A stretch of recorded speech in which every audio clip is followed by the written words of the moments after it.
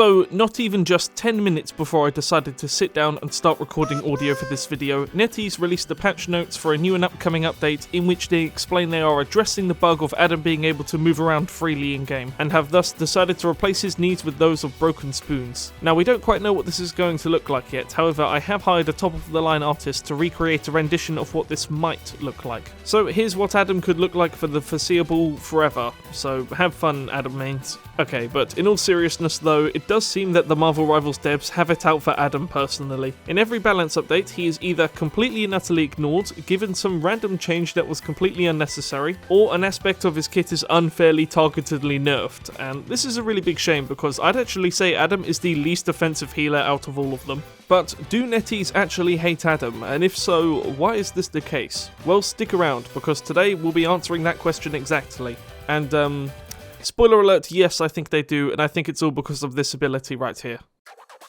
Okay, so what do I mean by all of that? Well, it's slightly complex, but let's just get to the heart of it. I think the Marvel Rivals devs refuse to buff Adam or give him any other benefacting changes purely because they think his ultimate is insanely strong. The devs clearly play this game a lot, and I really appreciate that about them, and they're always open to community feedback. However, when it comes to changing the core design of a character, they seem a bit stubborn, and this is usually for the worst. Even when it's a character that's just outright very poorly designed, they seem to be insistent that they can make it work, and I think this is reflected in Adam quite strongly. Having the ability to revive your teammates who have died is insanely strong in a shooter, however, that's just not as strong as stopping them from dying to begin with. Ults like Lunar Snows, Cloak and Daggers, Mantises, hell even Rockets now are so much stronger than bringing your teammates back to life with Karmic Revival. But I don't think NetEase agrees, and I believe them to be actively wrong on this one. And so, theoretically, because they think his ultimate is so strong, they have compensated Adam very little in other places. Things like, for example, not giving him any mobility, something else every other healer has by the way, and also having his only healing source be on cooldown, which, funnily enough, is an issue no other healer has. All roads lead to Rome, and in the case of Adam, I think all disdain leads to Karmic Revival, and keeping it around in the long run might even be detrimental to the game itself. And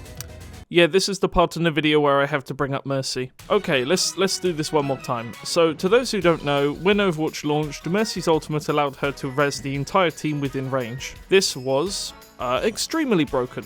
Very much so. And over time, a meta developed to where Mercies were actually encouraged to hide and not interact with the game until it was time to res their team and make a play. It took a while for the developers to change this because they were initially stubborn about their original character concept. However, in late 2017, they finally got around to doing this and placed her res on a very long cooldown and gave her a completely new ultimate ability, which was also broken on launch, but we'll discount that for now. Obviously, Marvel Rivals is not Overwatch. There are some key differences between these two games that should discourage that from happening, but the fact that it's even on the table is deeply upsetting. It's just worth bringing up, as this might be one of the reasons why NetEase refused to buff Adam's kit in any meaningful way. So, is there any hope for Adam in the future? Maybe. Ultimately, the solution relies on NetEase changing their approach to how they balance their characters, but with Adam specifically, there might be more hope than most, as, ironically enough, whilst I was writing this video, they did actually announce some patch notes in which they gave Adam a small but very meaningful buff. When these notes go live, all headshots Adam deals will reduce the cooldown of his healing stream by 1 second.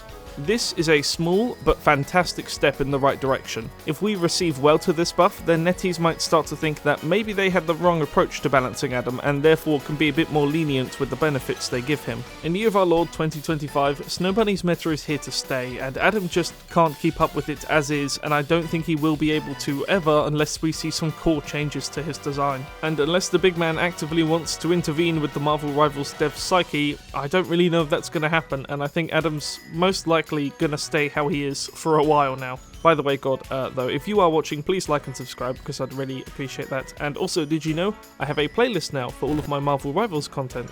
I mean, you know everything, but you might not have known.